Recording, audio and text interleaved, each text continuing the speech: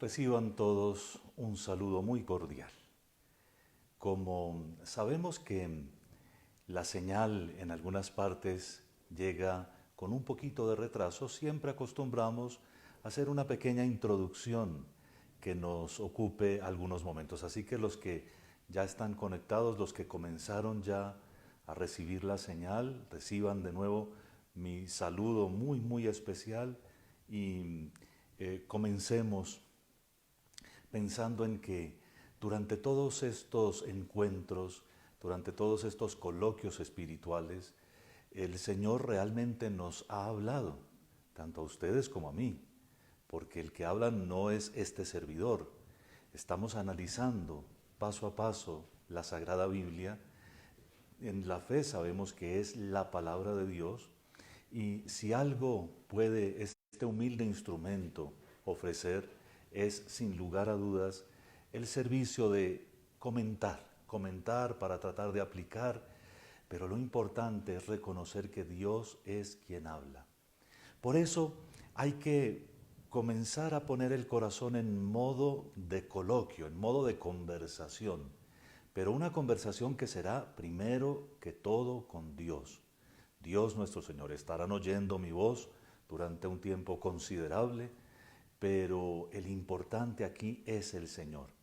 Y se siente la voz de Dios cuando en el corazón quedan ciertas huellas, como por ejemplo una paz que se adquiere o una idea que nace, una pregunta importante que o se propone o resulta aclarada, y es Dios nuestro Señor el que va mostrando cómo nos llama.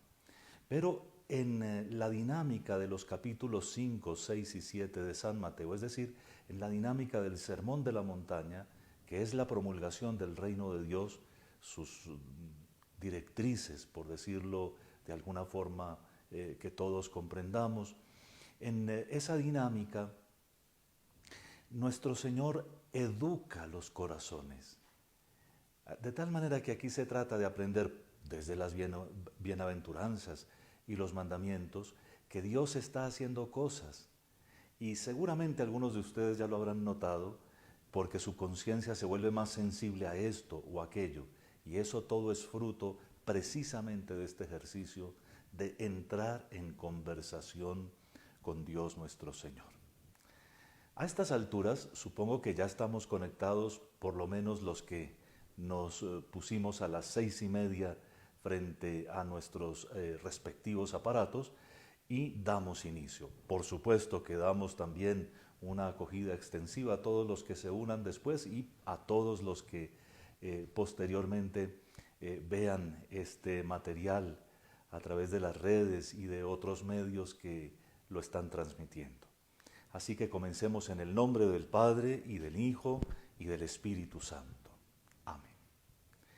Y porque hoy vamos a continuar el tema que tuvimos hace 8 días sobre la oración, digamos juntos, con mucha serenidad interior y con mucha claridad mental, la oración que Cristo nos enseñó. Padre nuestro, que estás en el cielo, santificado sea tu nombre. Venga a nosotros tu reino. Hágase tu voluntad en la tierra como en el cielo. Danos hoy nuestro pan de cada día. Perdona nuestras ofensas como también nosotros perdonamos a los que nos ofenden. No nos dejes caer en la tentación y líbranos del mal. Sí, Padre Santo, líbranos del mal y concédenos al inicio de este encuentro vernos tan libres también de toda atadura al propio yo, a nuestros propios caprichos y gustos, que con entera libertad de alma podamos acoger esta enseñanza.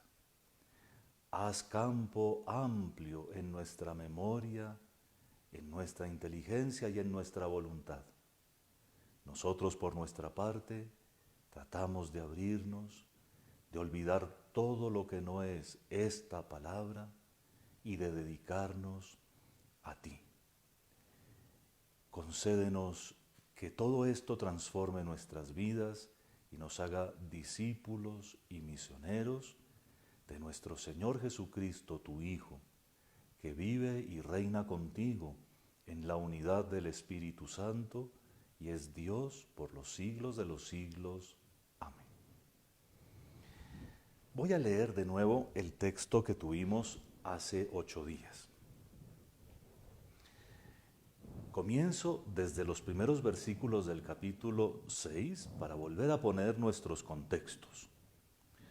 Cuiden, nos dice el Señor a nosotros y a todos sus discípulos, cuiden de no practicar su justicia delante de los hombres para ser vistos por ellos, porque de lo contrario no van a tener recompensa de parte de su Padre Celestial. Y cuando oren, no sean como los hipócritas, a quienes les gusta orar en las sinagogas y en las esquinas de las plazas bien plantados para ser vistos por los hombres. De verdad les digo que ya recibieron su paga. Tú, en cambio, cuando vayas a orar, entra en tu habitación y después de cerrar la puerta, ora a tu Padre, que está allí en lo secreto. Y tu Padre, que ve en lo secreto, te recompensará. Y al orar, no charlen mucho como los paganos, que se figuran que por sus muchas palabras van a ser escuchados. No sean como ellos, porque su Padre sabe lo que ustedes necesitan antes de pedírselo. Ustedes oren pues así. Padre nuestro que estás en los cielos, santificado sea tu nombre, venga tu reino. Hágase tu voluntad en la tierra como en el cielo. Danos hoy nuestro pan de cada día. Perdona nuestras ofensas, como también nosotros perdonamos a los que nos ofenden. No nos dejes caer en la tentación y líbranos del mal. Pues, si ustedes les perdonan a los hombres sus ofensas, también los perdonará a ustedes su Padre Celestial. Pero si ustedes no perdonan a los hombres, tampoco su Padre perdonará sus ofensas.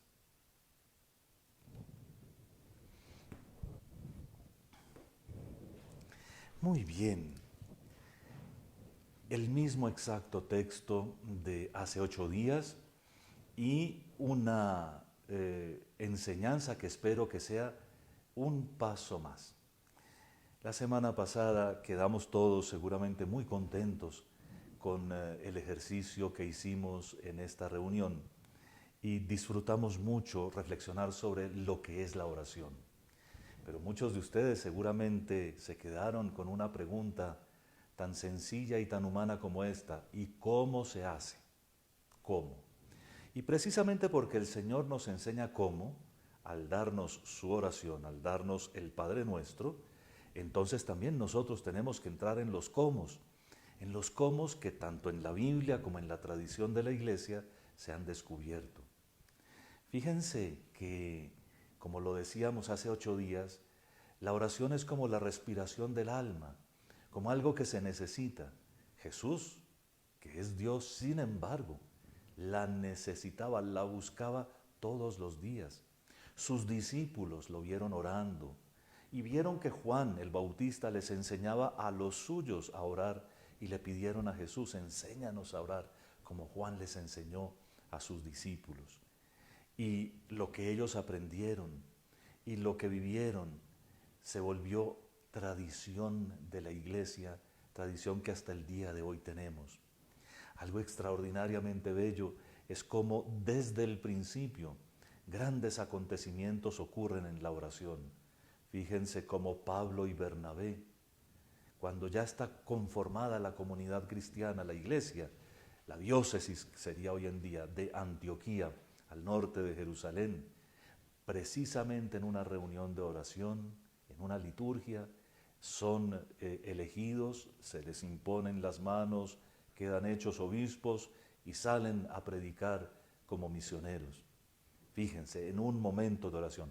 Fíjense cómo San Lucas menciona tantas veces la oración en su evangelio como el ambiente desde el cual brotaron las decisiones más importantes de nuestro Señor Jesucristo.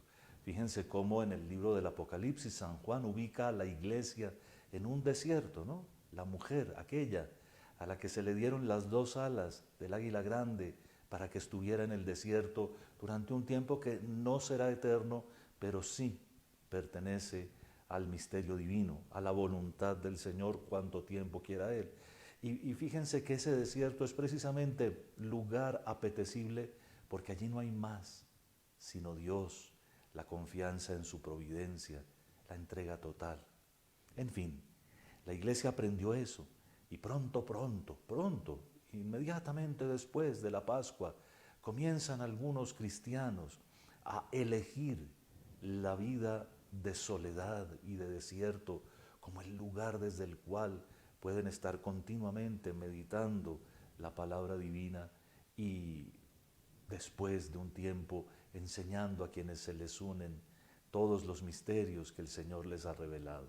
Pero a través de todos los siglos, no solo al principio, sino hasta hoy, fíjense cuántas personas optan por una vida solo de oración, toda la vida. Pienso en nuestras monjas contemplativas y también en nuestros monjes contemplativos que los tenemos, hombres y mujeres aquí en nuestra diócesis. En fin, no solo eso, sino cualquiera de ustedes puede hacer la experiencia y ver que después de que hace un ratico de oración, se siente mucho mejor.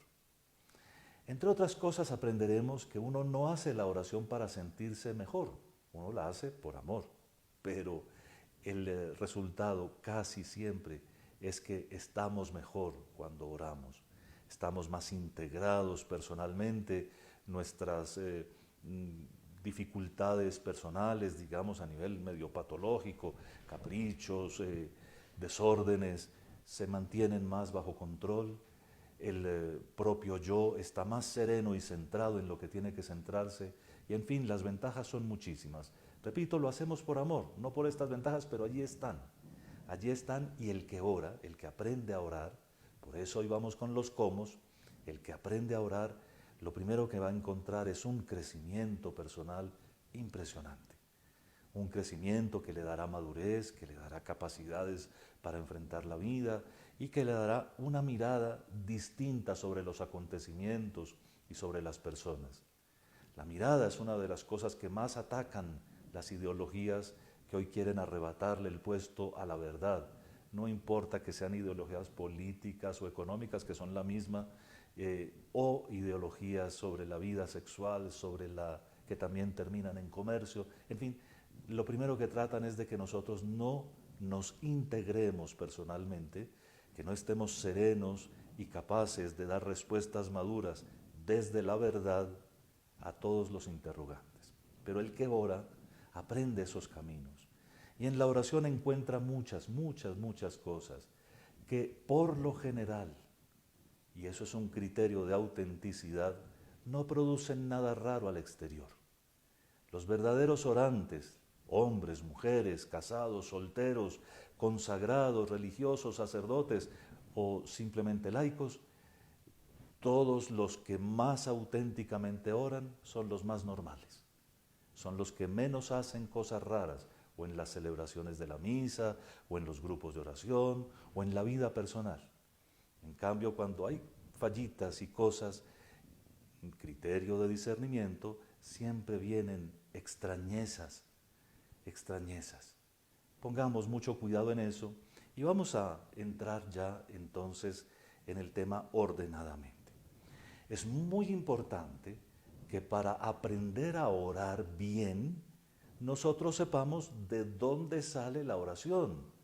La oración no es simplemente una actividad de hacer poesía o de repetir cosas. La oración comienza, y vamos a hablar en un momento sobre las fuentes de la oración, comienza por una actitud de fe. Comienza desde la fe. Es la fe, nuestra fe, la que Dios nos dio, la que reclama comunicación con Dios. Si Dios se ha revelado, espontáneamente nuestra alma quiere decirle algo. ¿Tú quién eres? Gracias, Señor. Qué grande eres que me has creado. Cuando uno tiene fe, la fe reclama comunicación. La fe pide ese contacto de la conversación, del tratar un solo punto con aquel que tanto nos ama. Las fuentes de la oración, según el Catecismo de la Iglesia Católica, son 4 inicialmente, para que vean que esto no es nada complicado. Y la primera fuente de la oración es la Biblia. Nuestra oración como cristianos es una oración que no parte de imaginaciones, que no parte de ninguna elucubración ni de cosas misticonas ni extrañas, sino que parte de la palabra de Dios. O sea, de qué conversamos con Dios, de lo que Él nos propone. Él habla, nosotros hablamos, y eso es una conversación, un diálogo. Entonces, la primerísima fuente de la oración es la palabra de Dios.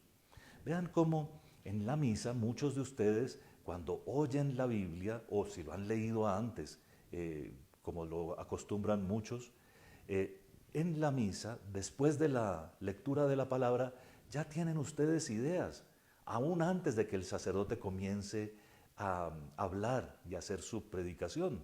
Eso quiere decir que Dios ya estaba trabajando allí. Y cada vez que uno siente como atractivo por una lectura tan bonita, o ¿quién entiende esto?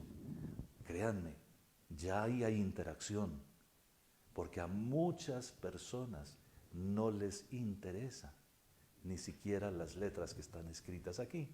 De tal manera que ya hay un regalo de Dios cuando hay interés por la Sagrada Biblia. Segundo, la liturgia de la Iglesia.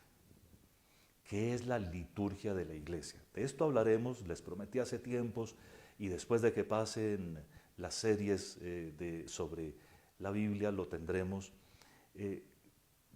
Hablaremos sobre la liturgia, que es algo bellísimo, pero ¿qué es la liturgia? Así como en núcleo, como una pildorita. Liturgia es el servicio público de Dios nuestro Señor. Es lo que también la fe reclama. Si yo tengo fe, yo quiero hacer algo por Dios. Sí, yo veo que Dios todo lo ha hecho por mí. Y lo normal es que yo quiera ofrecerle mi vida. Pero voy a la Biblia, que es la primera fuente de la oración, y encuentro que lo que Dios nuestro Señor ha establecido es un culto, un servicio espiritual que Jesucristo inauguró, nuestro Señor Jesucristo. Entonces la liturgia es el ejercicio de un sacerdocio que es el de Cristo y en el que nos involucra Él a todos nosotros. Por ejemplo, cuando en la misa el sacerdote representando al Señor, pero muy claramente representándonos a todos, dice: bueno, Padre, en verdad es justo y necesario. Es nuestro deber y salvación darte gracias siempre y en todo lugar, porque en Jesucristo has hecho esto y aquello y lo demás allá. Y precisamente porque estamos en una acción de gracias profundísima, todos, a una con los ángeles, te cantamos santo, santo, santo. Y fíjense cómo nuestra acción de gracias es expresada por nuestro sacerdote, pero es nuestra. Y luego cómo nos involucra en el canto de la iglesia que ya triunfó, que vive en el cielo con Dios. Eso es liturgia. Ahora bien, la liturgia es la segunda grande fuente de la oración. ¿En qué sentido? Pues en la liturgia tenemos también la Biblia, tenemos sobre todo el despliegue de los salmos a través de todo el año y de distintas formas que son palabra de Dios y que nos enseñan a orar, pero además en la liturgia tenemos los modelos para la oración. Les doy unas pistas. Si ustedes ponen cuidado en la Santa Misa, ustedes verán que casi nunca se usa el yo. Una manera de aprender a orar como cristianos es comenzar a suprimir ese yo. Sí, entiendo muy bien que hay algunos grupos que en algunas partes les exigen, es que tiene que ser personal su alabanza. Yo te alabo, Señor, yo te bendigo, Señor, yo tal cosa y yo tal otra. Pero miren la liturgia, solo por curiosidad, para que vean cómo es discreta con el yo, que se usa cuando dice yo confieso mis pecados, ¿cierto? Yo. O cuando dice creo en un solo Dios. Del resto, tal vez una vez, cuando se reconoce un humilde y pecador, no soy digno de que entres en mi casa. Pero la oración más bella es la que se hace, como en la Sagrada Liturgia, por todos, incluido yo. Pido por todos, también pido por mí, pero pido por todos, y siempre por nuestro Señor Jesucristo, en el Espíritu Santo, al Padre Celestial. Vean que la liturgia nos dice inclusive cuál es la dinámica interna de la oración, porque nuestra oración no es mágica, también tiene caminos. El camino es Cristo y por Cristo al Padre en el Espíritu Santo. Tercero, las virtudes teologales. Ustedes las conocen, fe, esperanza y caridad. Las virtudes teologales. Podemos orar y la oración nuestra se fundamenta en nuestra fe, eso ya lo dijimos. Oramos en y desde la fe. Nuestra fe reclama esa reacción de ir a conversar con aquel que nos ha creado. Pero luego la fe nos da el paso imperceptiblemente, porque no está aquí la fe y aquí la esperanza, sino que la fe se vuelve esperanza cristiana. Y entonces nosotros oramos con esto que podría ser ilusión, la esperanza de conocer más a Dios, de poseer las bendiciones y las promesas que Él mismo nos ha hecho, de seguir adelante y de poder hacerlo con su ayuda, en la esperanza. Pero ¿cómo no reconocer que todo esto se hace solo por amor? Que es el primer mandamiento el que se pone en funcionamiento cuando oramos. En fin, que por amor, en el amor, con amor, hacemos nuestra oración y que ese amor, como las virtudes teologales, viene de Dios. Oramos porque Dios nos pone la oración en el corazón. Oramos porque Dios nos deja orar. Oramos porque Él nos ha amado primero y nosotros reaccionamos con amor a su amor. Entre más espontáneo sea ese, entre más espontánea sea la reacción amorosa al amor de Dios, más profunda es la oración, aunque sea sencillísima. Ahorita hablaremos de un ejemplo muy bonito sobre eso, pero aunque sea la cosa más sencilla o la persona más sencilla del mundo, la oración que se hace como un acto de amor, ¿se acuerdan de la semana pasada? La oración que se hace como un acto de amor es muy perfecta. Esa es oración de la que Dios quiere oír y de la que nosotros podemos siempre dar. ¿Se acuerdan? Yo te amo. Sí, te amo, Señor. Cuarto, la última fuente de la oración es, sin lugar a dudas, la realidad en la que vivimos. Claro, eso que nosotros estamos viviendo en este momento. Por eso el yo discretísimo en la oración privada, cuando hablamos con Dios, es perfectamente lícito, ¿verdad? Pero debemos hacer, aún en nuestra oración privada, el salto de lo personal a lo comunitario. Debemos pedir las gracias que queremos no solo para nosotros, sino para el mundo entero. Pedir perdón por nosotros, cierto. Podríamos ser el peor de los pecadores cada uno de nosotros, pero pedir perdón por el mundo entero también. La realidad actual, tanto la mía, la nuestra, como la de la sociedad. Y entonces la oración se vuelve también el lugar en el cual nosotros presentamos a Dios la manera como estamos viviendo nuestro tiempo presente, inmersos a veces en una sociedad que descubrimos que necesita una cantidad de ayuda y de ayuda de lo alto. Hay enredos que solo los desenreda Dios nuestro Señor. Por eso tenemos que pedir y pedir sin desfallecer. Bien. Cuando tenemos claro que la oración está a nuestro alcance, porque las fuentes de la oración están a nuestro alcance, la Biblia, las virtudes teologales, liturgia de la iglesia, la realidad en la que vivimos. Cuando tenemos esa conciencia, entonces podemos proceder en el camino de la oración que ya les anuncié. Vean, orar es en últimas entrar en oración. Orar es entrar en el diálogo del Padre y del Hijo en el Espíritu Santo, del Padre y del Hijo con el Espíritu Santo. Orar es entrar en ese movimiento. Orar es dejar que Dios nos introduzca en su propio diálogo. Y entonces muchas veces en la oración cristiana no se necesitan ni palabras, sino solo la conciencia de estar allí. Solo la conciencia de algo que entre otras cosas no se puede decir con palabras, ¿sí? Cuando yo descubro que el Hijo me ha cargado sobre sus hombros, que el Hijo ha muerto por mí, que ha dado su vida por mí en la cruz, y todo eso para llevarme al Padre, nada de raro que un día sienta yo simplemente el impulso de dejarme presentar por Cristo al Padre. Yo no sabría con qué palabras. Y es mucho mejor si me callo la boca. Bastaría ponerme en las manos de Jesús y dejar que Él haga su obra.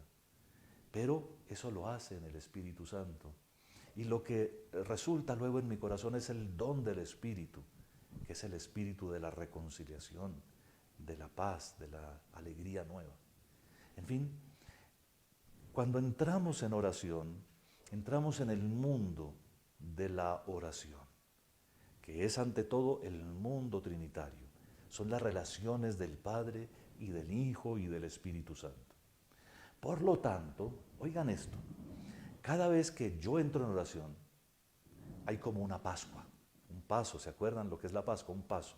Yo paso de aquí, de este tú, encerrado, de este yo, encerrado, al tú de Dios.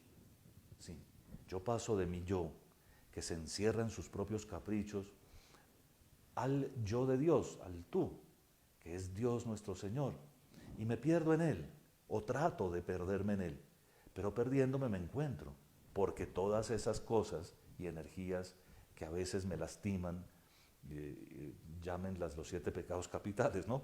Todas las iras, las gulas, las lujurias, las vanidades, las soberbias, todo eso, al olvidarme, al desvincularme de mi yo, entro en Dios y Dios me quita todo eso. Es mi Pascua.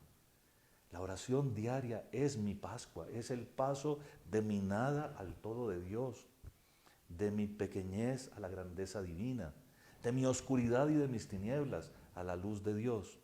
Hay que hacerlo. Para orar, entre otras cosas, hay que orar. Lo mejor para aprender a orar es ir a orar. Y entonces hacer esos ejercicios, ¿no? De dejarnos, de olvidarnos de nosotros mismos, olvidar el propio yo con sus enreditos, sus necedades y saltar a Dios, pasar a Dios y sentirlo de verdad, sentirlo en serio. ¿Se acuerdan del buen samaritano? De cómo recogió al otro pobre tirado en el camino y le vendó las heridas y se las curó, lo llevó a la posada. Pues si ese es usted y Jesús es el buen samaritano, ¿por qué no se deja recoger? Aunque lo piense, imaginario, también, todo vale. Va a la oración y dice, bueno Señor, aquí estoy asaltado, perdido, robado, burlado, por mí mismo seguramente, por mis pasiones, por mi desorden, por mis bobadas, pero aquí estoy, pero me dejo recoger por ti. Y Jesús lo hace. Y eso es el camino de la oración. Pero por supuesto que el Señor nos dio inteligencia y voluntad, y eso quiere decir, desde ya les digo, que también nosotros podemos hacer caminos de oración. Desde ya les digo, si para orar hay que orar, si para aprender a orar hay que ir a orar, pues entonces hay que reservar en el horario diario el espacio para la oración. Ese es el camino de la oración. Comienza por reservarme los espacios. Perdónenme, hago remembranzas de viejito, pero cuando algunos de nosotros conocimos que la televisión en Colombia era tan limitada, que había unas par de horas nomás de transmisión, o quizá algunos de ustedes tuvieron la dicha de vivir cuando ni siquiera había televisión. Ustedes recuerdan que los horarios en las casas eran un poco distintos, ¿no? Al final de la jornada, terminando la luz del día, se comía y luego se rezaba. Ahora, antes, durante y después de la comida hay televisión, normalmente, y a veces un televisor en cada cuarto. Cuando nosotros apaguemos un poco de aparatos, encontraremos los horarios. Normalmente hablando, a mucha gente le sirve por proponerse la disciplina de no encender ningún aparato, ni siquiera el celular, sino primero hacer un ratico de oración antes de levantarse o antes de salir del cuarto y después comenzar su jornada normalmente. Para eso lo que sí se necesita muy bueno de estos aparatos es la alarma, para tener un horario fijo. Y como nadie se da cuenta que uno no está por ahí, algunos dirán que uno está dormido, pero no importa lo que digan, está uno en comunicación con Dios. Para aprender a orar, hay que orar, hay que poner un horario. Muy bien, hay maestros para la oración y hay lugares de oración. Antes de entrar en algunos métodos para orar más y mejor, me parece importantísimo que reconozcamos que nos toca hacer un esfuercito de cultura, que entre otras cosas es muy bonito. Yo creo que a todos ustedes les gustó la narracioncita, el relato que les hice sobre el santo cura de Ars y su oración de amor a Dios, ¿verdad? Hace 8 días. Pues bien, si no la hubiera leído no se las hubiera podido contar. Los primeros maestros de oración son los santos y tenemos mucha literatura. De hecho, en Colombia hemos sido favorecidos con publicaciones como las de los padres salesianos que difunden a muy buen precio obras, entre otras cosas, con el castellano modernizado, en un lenguaje que podemos entender mucho mejor y para muchos de nosotros, para muchos sirven tanto. ¿Cómo no leer una buena vida de San Francisco de Asís o de Santa Teresita del Niño Jesús, cuya fiesta es mañana? ¿Cómo no leer una buena vida del mismo San Francisco de Sales, que escribió un libro entero sobre la verdadera devoción, preciosísimo? Y los padres de la iglesia, los santos antiguos, estos como el de hoy, San Jerónimo, que enseñan a orar. En fin, los santos son los primeros maestros de oración y están a nuestro alcance. En la literatura castellana del siglo XVI, del siglo XV y XVI, hay unas joyas extraordinarias. Así que les recomiendo vivamente ir a leer a Santa Teresa de Jesús, a San Juan de la Cruz, a San Ignacio de Loyola, y les garantizo que además de la cultura, que siempre es importante, van a tener muchas pistas sobre cómo se ora y cómo se ora más y mejor. De hecho, entre las nociones que pretendo dar hoy, van a oír algunas de Santa Teresa y de San Ignacio de Loyola. La familia. Uno debería aprender a orar en familia y desde chiquito. ¿Cómo agradecemos los que fuimos llevados por nuestras abuelitas a arrodillarnos cuando ni siquiera alcanzábamos a ver por encima de la banca del frente, delante del Santísimo Sacramento? Hay unos de nosotros que no podemos decir cuándo nació nuestro amor por Jesús sacramentado, porque desde pequeñitos hemos sentido, y nadie nos puede arrebatar ese sentimiento, que allí está de verdad Jesús presente con su cuerpo, su sangre, su alma y su divinidad. En familia, en la familia aprende uno a orar. Eso también exige que los padres de familia aprendan a orar sin fanatismo, sin exageración, sin eso. ¿Se acuerdan unos que oran con el ceño fruncido, como bravos con Dios y bravos con todo el que no rece como ellos? Así no es.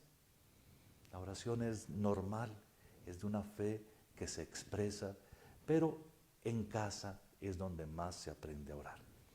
Vean, los ministros sagrados es decir, los sacerdotes, los obispos, los diáconos. Los ministros sagrados están puestos en la iglesia para enseñarnos a orar. Por supuesto que también nosotros estamos en camino, somos como ustedes. Aunque tengamos entrenamiento, aunque busquemos, de todas maneras somos como ustedes. Y harían bien los que tienen más inquietud en perseverar al lado de sacerdotes más mayores, en los que se note que hay una vida de oración que los ha moldeado. Los verdaderos maestros de la oración son también sabios que han orado durante mucho tiempo y conocen entonces los caminos de la oración. Los religiosos por su naturaleza se han consagrado a Dios porque no tienen nada mejor que hacer en esta vida.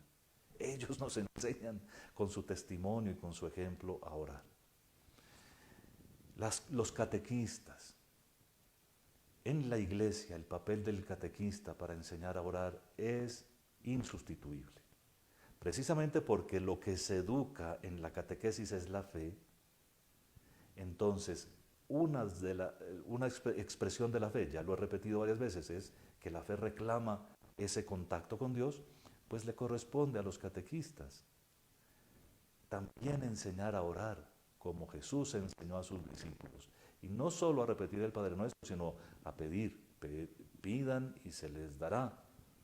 También hay que enseñarles a buscar, busquen que encontrarán. Pero también hay que enseñarles a tocar la puerta de la eternidad. Llamen, que les van a abrir. Y todo eso lo enseñó Jesús en el Evangelio. Finalmente también estarían los grupos de oración, los colegios católicos, en fin, los lugares en donde nos encontramos los católicos para orar. Tienen que tener mucho cuidado que en los grupos de oración no haya un sabio de esos que ni siquiera se pone en contacto con el párroco, porque donde falta el párroco y donde falta el obispo, huele mal. Tengan mucho cuidado con eso. Si falta el párroco y si falta el obispo, pueden estar siendo engañados.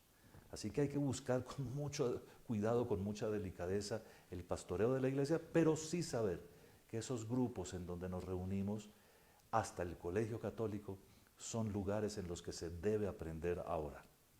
Y los lugares de oración propiamente dichos, el templo que, si ustedes ven, uno de los esfuerzos más grandes que he hecho durante estos años es tratar de enseñarles que los templos no son para hablar, menos para hablar duro, ni para hacer comentarios, son lugares de oración. Fíjense cómo he querido que los sacerdotes vuelvan a poner los sagrarios en lugar visible, para que toda la casa de Dios esté iluminada por la presencia inexorable, por la presencia certísima, la presencia clarísima de Jesús sacramentado. En fin, los templos son lugares de oración. Mi casa es lugar de oración, mi hogar, por lo tanto no se profana ni con música estridente, ni con música arrabalera, ni con cosas que desdigan del amor de Dios. En mi casa está Dios, en mi habitación, en mi cuarto está Dios. Y allí, como dice el Evangelio que acabamos de leer, allí lo encuentro, cerrando puertas y poniéndome en silencio. Y en mi corazón, una de las cosas más bellas es que Dios nos hizo capaces de Él. Dios nos dio un espíritu que prácticamente se define a sí mismo como la capacidad de recibir el Espíritu Santo. Tenemos algo espiritual porque habita, porque el Espíritu, porque el soplo de Dios habita en nosotros. María en las letanías es llamada vaso espiritual, recipiente del Espíritu. Y eso somos todos. Así que en nuestro corazón habita Dios. La Trinidad misma habita allí. Vendremos, dice Jesús, vendré a su casa, cenaré con Él y Él conmigo. Mi Padre y yo vendremos, ¿cierto? Vendremos al corazón. En el ambiente católico, gracias a Dios, tenemos casas de retiros, ¿cierto? De comunidades religiosas o de laicos que se disponen para recibir personas que quieren hacer oración o dedicarse durante una etapa de su vida a más oración. Nuestras peregrinaciones y santuarios, y en fin, para orar todo lugar sirve, todo lugar es bueno. Dicho esto, voy a repasar lo que anuncié rápidamente la semana pasada a propósito de los modos de oración para detenerme en dos que son muy importantes. Habíamos dicho que hay, sobre todo, si queremos entender clases de oración, hay sobre todo dos clases de oración, que son la comunitaria, la que uno hace con otros, con la familia o con los hermanos y hermanas en el templo parroquial, la comunitaria y la personal o individual. Esas son las dos formas de oración y ustedes las hacen las dos. A veces oran con otros y a veces oran solos. La oración comunitaria podría ser litúrgica y no litúrgica, ¿cierto? El rosario no es liturgia. Uno no ora el rosario, uno reza el rosario. Y la oración litúrgica es la misa o la liturgia de las horas, que son los salmos para distintas horas del día o cualquiera otro de los sacramentos.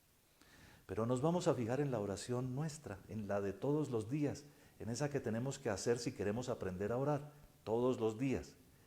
Y esa puede ser de dos formas también.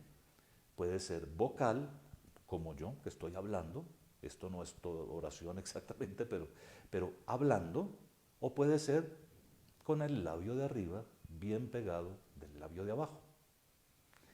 Y la oración vocal o la oración interior, la oración del alma, se distinguen en que la oración vocal normalmente repite cosas que otros han escrito. Por ejemplo, las letanías de la Virgen o de San José o del Sagrado Corazón, como el Trisagio de la Santísima Trinidad. Son oraciones que otros componen y que nosotros decimos. Pero también uno puede decir cosas como la del cura de Ars, yo te amo, ¿cierto? La oración, gracias Señor por esto y aquello, espontánea, vocalmente, y se puede llevar también a lo íntimo del alma. Esas expresiones de mi oración, se los dije la semana pasada, pueden ser la bendición o la adoración. Recuerden que bendición, decir cosas buenas, tiene un valor bíblico extraordinario. En la Biblia la palabra no es ineficaz. Y si ustedes se fijan bien, por ejemplo, piensen en la última quinceañera que conozcan, díganle una palabra dura para que vean cómo se pone. O díganle una palabra mimada para que vean cómo reacciona. La palabra es eficaz. Nosotros a veces no lo creemos, pero con una palabra se puede animar a una persona, hacerla sentir bien o destruirla.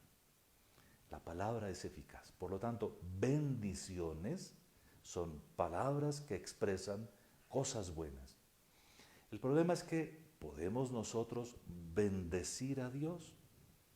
Esto solo se entiende en Cristo. En la Biblia muchas veces se bendice a Dios. Se bendice a Dios por sus obras, por su inmenso poder, por sus maravillas. Y entonces la bendición se vuelve bendición descendente, la que de Dios viene a nosotros como regalos, como favores, como el acto mismo de crearnos por una palabra, bendición, o puede ser ascendente cuando unidos a Cristo, que es el que puede bendecir al Padre por todo lo que ha hecho, también nosotros exaltamos las grandezas de Dios. Te bendigo, Padre, Señor del cielo y de la tierra. Eso también son frases de Jesús, pero también lo podemos decir nosotros con todo respeto en el Señor. Bendición y adoración las pone el Catecismo de la Iglesia Católica juntas precisamente por esa seriedad de la palabra divina. Por la adoración pensemos en tres cosas que se pueden entender. La adoración, primero que todo, exalta la grandeza de Dios, su omnipotencia, su majestad. La adoración exalta, quiere decir, considera con sorpresa, con admiración la grandeza de aquel que tiene tanto poder que ha sacado todos los seres de la nada. O de Cristo que en un acto de entrega absoluta redimió a toda la humanidad de su pecado. Eso es profundamente adorable. Él, siendo de condición divina, no hizo alarde, ni se apegó a su condición de Dios, sino que se despojó de ella con tal de pasar por uno de nosotros y podernos salvar desde dentro.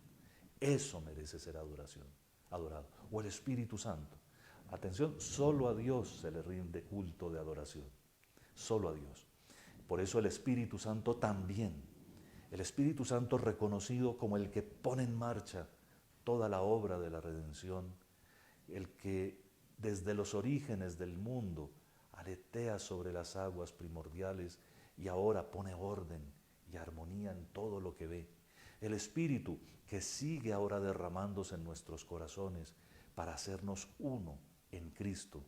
El Espíritu que a todos nos une en el cuerpo del Señor para derramar en nosotros el amor trinitario y que nosotros tengamos la misma unidad del Padre y del Hijo y del Espíritu Santo.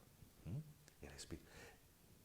Ese es reconocimiento. Segundo, habiendo reconocido la grandeza de Dios, también es adoración humillarnos en la presencia de Dios. ¿Se acuerdan del profeta Isaías el día de su vocación? Isaías 6. Apenas vio a Dios. ¡Ay de mí, que soy un hombre de labios impuros y vivo en medio de un pueblo de labios impuros! O Pedro en la barca. Apártate de mí, Señor, que soy un pecador. Cuando uno se da cuenta de que Dios es Dios, uno normalmente se da cuenta también de su pequeñez y de su pecado, de su indignidad para estar en su presencia. La adoración también consiste en eso, sin apocamientos, porque lo que es psicológico ya no es de Dios. Sin apocamientos y sin tontería, pero la pequeñez experimentada inclusive más radicalmente que con una enfermedad mental. Y tercero, callando. El silencio respetuoso delante de Dios. Muchas veces la verdadera oración de adoración es absolutamente silenciosa. Quedo callado. Simplemente estoy extasiado, maravillado de lo que veo de Dios, de su grandeza. De ver, no estoy diciendo con los ojos del cuerpo, ¿verdad? Sino en la fe que es el regalo por el cual tenemos que caminar nosotros. Bendición y adoración. La oración de petición. Nosotros podemos pedir muchas cosas. Fíjense que el Padre Nuestro tiene 7 peticiones. El mismo Señor nos enseña a pedir. Nos enseña a pedir ¿qué? Perdón. Nos enseña a pedir el reino. Nos enseña a pedir todas las cosas, hasta el pan de cada día. Si en esas 3 dimensiones de la petición quisiéramos cifrar nuestro esquema mental, lo haríamos muy bien.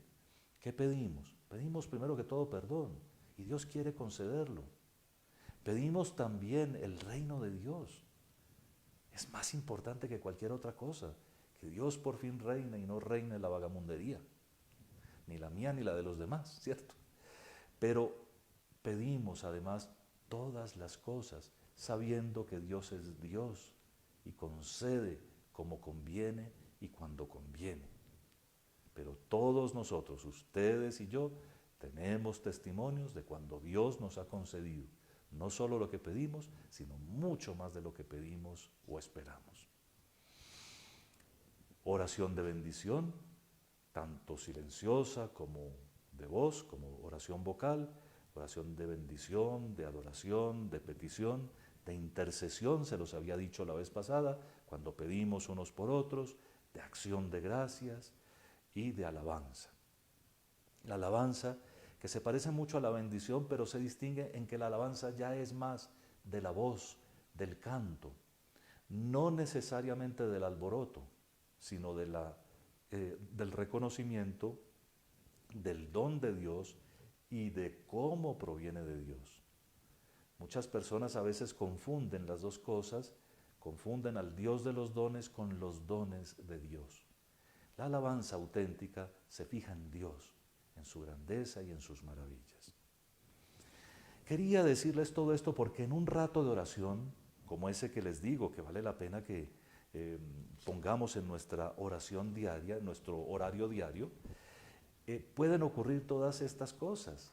En un rato de oración uno puede tener un momento en que adora, extasiado, maravillado las grandezas de Dios. O también puede tener un momento en que siente necesidad de pedir, Señor, estoy tan distraído que si tú no me concentras en lo que estoy haciendo, pues me voy a perder. O viene una persona, ¿no? Viene una persona a la mente. Y entonces, bueno, Señor, te pido por esta persona, vamos a encomendarla y para yo poder seguir.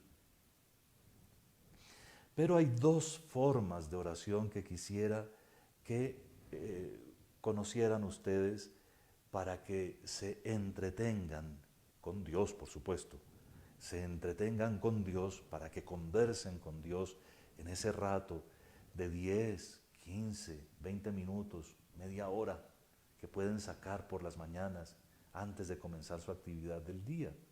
En una silla, no en la cama, en un lugar donde puedan estar un poco frescos sin tener demasiado frío, donde puedan no seguir dormitando, donde puedan de pronto intercalar momentos de estar de rodillas con momentos de estar sentados. En fin, en un lugar donde puedan tener las condiciones para entrar en oración, una forma de oración muy fácil de hacer, siempre Biblia en mano, se llama la meditación. Como su nombre lo indica, es rumiar lo que uno ha leído. En algunas ocasiones podría no ser de la Biblia. Por ejemplo, si yo quisiera meditar sobre la virtud de la templanza, para ser disciplinado, para no hacer las cosas en desorden y a la loca. En fin, pero normalmente sobre la Biblia. No hay una metodología, digamos, o habría 1000 metodologías, pero lo más importante es comenzar pidiéndole al Espíritu Santo la gracia de entrar en oración. Luego leer el texto hasta asegurarme de que lo he entendido, hasta asegurarme de que voy entendiendo también lo que pasó. Cuando uno lee en orden, por ejemplo, uno de los evangelios, y uno tiene la secuencia en la mente, es mucho más fácil. Por ejemplo, saber si Jesús le estaba hablando aquí a todo el mundo o solo a los 12. Eso puede mejorar la percepción. Y por la meditación, uno lo que finalmente trata de hacer es buscar comprender el porqué y el cómo de todas las dimensiones de nuestra vida cristiana. O sea, las razones de la vida en Cristo y cómo se hace esa vida en Cristo. Y eso lo encuentro, como lo estamos haciendo ahora. Esto prácticamente es una meditación. En el comentario, en el discurso mental sobre lo que estoy leyendo. Entonces, atención, la meditación tiene por objeto entender lo que estoy leyendo, entender lo que humanamente se puede del misterio para poderlo vivir, para poderlo poner en práctica. Es para poderlo llevar a la vida. Pero por supuesto, como es una oración, después de tratar de entender cómo se hace, por qué y cómo, ¿por qué me toca hacer esto? ¿Por qué me toca orar? ¿Y cómo voy a orar? ¿Por qué y cómo? De cualquier dimensión de la vida cristiana, entonces hablarle a Dios y decirle, bueno, Señor, yo te pido que yo aprenda a orar. Así pues, toda la meditación es para entender lo que se lee y poder extraer consecuencias para la vida práctica. En la meditación intervienen ágilmente, generosamente, el pensamiento, la imaginación, hasta las emociones, los deseos, las ganas de, por ejemplo, de una vida parecida a la de los santos, en la oración. Meditación. Y segundo, esa es una forma para ocupar ese rato por las mañanas, ¿verdad? Leo y trato de entender y de ver cómo lo voy a vivir. ¿Por qué y cómo serían como las preguntas fundamentales? Pues qué es lo que leo, qué es lo que significa. Tratar de entender, a veces me sirve mirar los personajes, qué hace este, qué hace aquel. Todo eso es meditación en función de responderme ese cómo.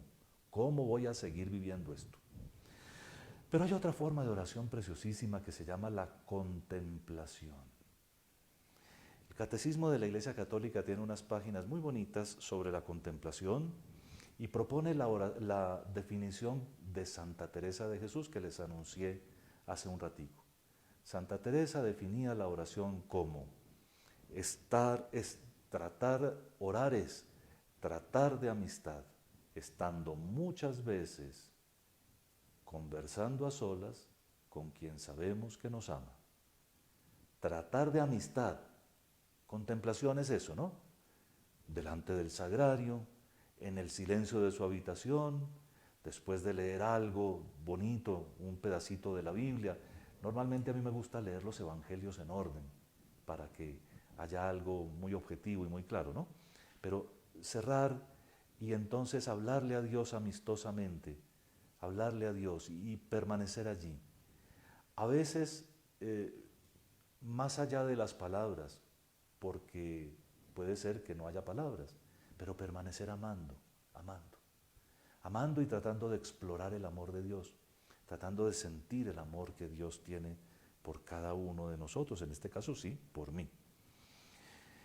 Tratar de amistad estando muchas veces y a solas con quien sabemos que nos ama. La contemplación entonces se pone al servicio de la búsqueda del amor más grande y profundo. Requiere tiempo, requiere dedicación, requiere el esfuerzo de una disciplina, requiere que nosotros nos descubramos delante de Dios en total humildad y hasta en pobreza, pobreza de la primera bienaventuranza, ¿no? Pobreza de la del primer mandamiento, dejarlo todo y centrarnos solo en Dios. Y cuando les dije que con un texto de la Biblia, entonces es cuando les voy a insinuar algunos detalles que San Ignacio de Loyola enseña cuando predica los ejercicios espirituales. Él escribió un libro que se llama Los ejercicios espirituales. Para San Ignacio la contemplación más simple es la de tomar el texto de la Sagrada Biblia, digo, como vengo poniendo el ejemplo, un trocito del Evangelio y leerlo gustándolo, leerlo lento, si quieren meditarlo un poco, por supuesto, pero más allá de eso, entonces tratar de ver contemplación, ver con los ojos del alma lo que está ocurriendo. Algo así como si lo que estoy leyendo lo proyectara yo en una pantalla de cine, pero la pantalla es interior. Entonces yo veo el movimiento de los personajes, veo si son más altos o más chiquitos, eso depende de mi libertad. Sabemos que Zaqueo era muy bajito, ¿no? Que se subió al árbol. Y vemos cómo son los personajes, vemos cómo actúan. Fíjense que con la contemplación uno puede inclusive tratar de explorar. Buscad y hallaréis, busquen y encontrarán. Tratar de explorar cómo eran los ademanes de Jesús, cómo hablaba, cómo sonreía, cómo proponía las cosas. Entonces, ver con los ojos del alma lo que está ocurriendo y oír con los oídos del alma lo que dicen o lo que pasa. Les garantizo que la zarza ardiente también suena, como suena cualquier arbusto que se está quemando. Entonces, el contemplativo, una persona que entra en la oración con ánimo contemplativo, no deja detalles sin analizar, no deja detalles sin ver, sin tratar de asimilar. Pero por supuesto que este ejercicio también es para conversar con el Señor, ¿no? Señor, mira cómo te descubro hoy. Conozco a alguien que, leyendo el Evangelio de San Marcos así, contemplativamente todos los días, descubrió un día esta frase en que viene el discípulo a decirle, Señor, todo el mundo te busca. Y ahí se le acabó la oración. A esa persona, les garantizo, en ese momento se le fue todo otro discurso mental, cesó toda capacidad de meditación y todo el mundo te busca. Yo también. Pero todo el mundo es todo el mundo. ¿Y por qué te buscan? ¿Y qué es lo que ven en ti? Pero Señor, si los pescadores son la gente más normal del mundo, son trabajadores que hacen faenas terribles en las noches o en las madrugadas. Si los pescadores te siguieron, tú no podías ser un tipo raro. Tú tenías que ser lo más normal del mundo, pero también lo más interesante del mundo. No normal con la normalidad que hoy decimos, pero no raro. Porque un pescador no seguiría a un tipo raro, ¿verdad? El contemplativo es capaz de llegar a eso. El contemplativo sabe que entre las sandalias de Jesús se acumula el polvo. El contemplativo sabe que también se sienten en el corazón cosas cuando el demonio le dice, si usted es Dios, tírese de aquí, de esta torre, de este ángulo del templo, que vienen los ángeles y lo recogen. El contemplativo sabe que el corazón siente y es capaz de tratar de entender el corazón del otro, en este caso de Cristo. Pero igual el corazón de Cristo que se derrite por los pobres, por los que no tienen quien los ampare, quien los cuide, quien los defienda. Y entonces el contemplativo comienza a parecerse a Cristo. Pero se necesita tiempo. Entonces no basta con leer de carrerita el Evangelio, sino que hay que leerlo, releerlo, hablar con Dios, Señor, que yo entienda, que yo pueda verlo, y luego volver a hacer una lectura contemplativa, una lectura que repasa con los ojos del alma y oye con los oídos del alma lo que está ocurriendo y saca conclusiones, porque esas conclusiones son las que se llevan luego a los coloquios con el Señor, a conversar. De eso es de lo que se conversa con Jesús. Por eso la oración es tan fecunda y tan linda. Vean, los que aprenden, porque tratan de hacerlo, oración contemplativa, son capaces de sentarse en el pozo bendito en vez de la samaritana y dejarse decir por Jesús todo, también lo de los 5 maridos. Los que son contemplativos saben subirse al árbol con Zaqueo, y mejor dicho, quitarle el puesto a Zaqueo, porque son pequeñitos. Yo necesito subirme a un árbol, porque soy frágil, he pecado tanto. Yo, si no tengo un instrumento para ver a Jesús, no lo voy a ver. Pero también son capaces un día de ver cómo Jesús le dice, bájate, que hoy voy a comer en tu casa. Los contemplativos son capaces de vivir la Eucaristía sin necesidad de hacer aspavientos, sino viendo en todo la acción de Dios y sobre todo comulgar, sin después ir a performar cosas, rezos, coros, sino hablar. ¿Cómo se sentirá Jesús? Dice un contemplativo, cuando llegando a mi corazón, yo en vez de conversar con Él, me pongo a pensar en otras cosas, a responder un WhatsApp o a ir a cantar otras cosas y no le hablo a Él. Es como si hubiera venido y todos se hubieran metido en las piezas. Nadie le atendió la visita. Pero el contemplativo sabe que viene Cristo y comparte y vive con Él. En fin, quería que hoy viéramos estos comos, porque sí, nosotros podemos rezar muchas cosas, podemos inclusive tener nuestra liturgia al lado, pero lo más importante es buscar una oración de meditación o de contemplación, siempre a partir de la palabra de Dios y siempre y de todas maneras para ponerme en el seguimiento más estrecho de nuestro Señor Jesucristo.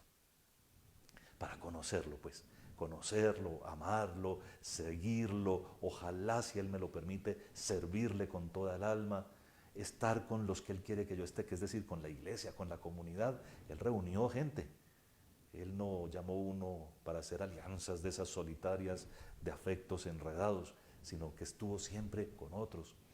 Así que, por el amor de Dios, pues ya con esto terminamos nuestra enseñanza sobre la oración y daremos otro pasito la semana entrante, pero ahora que les di los comos les dejo una tarea. Perdonen que ya vi que me pasé un poco del tiempo, pero la tarea es la siguiente. Cojan el Padre Nuestro, por favor, y oren, ojalá contemplativamente, pero sobre todo mediten cada palabra.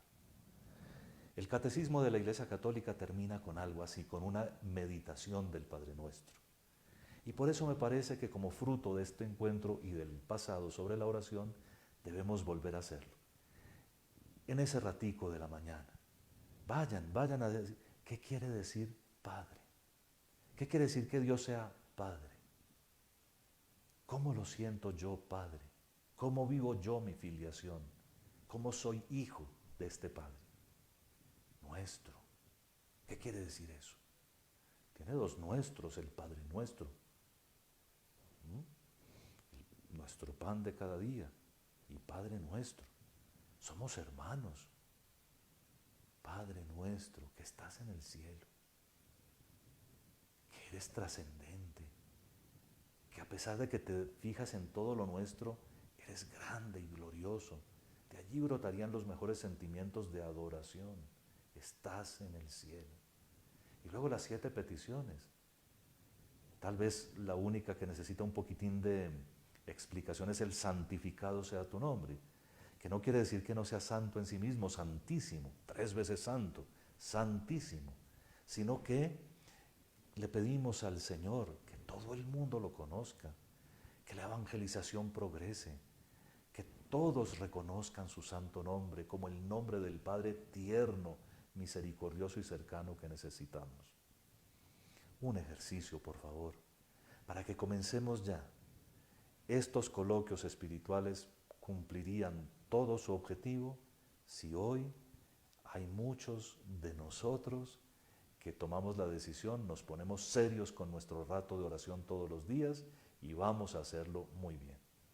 Un pequeño horario en que haya un ratico de oración mental, de oración individual por la mañana, jaculatorias, acciones de gracias, alabanzas todo el día, una visita al Santísimo Sacramento en el sagrario más cercano de alguna parroquia, si se puede, y el rosario todos los días, y ustedes verán cómo esa vida se vuelve bien bonita y bien significativa.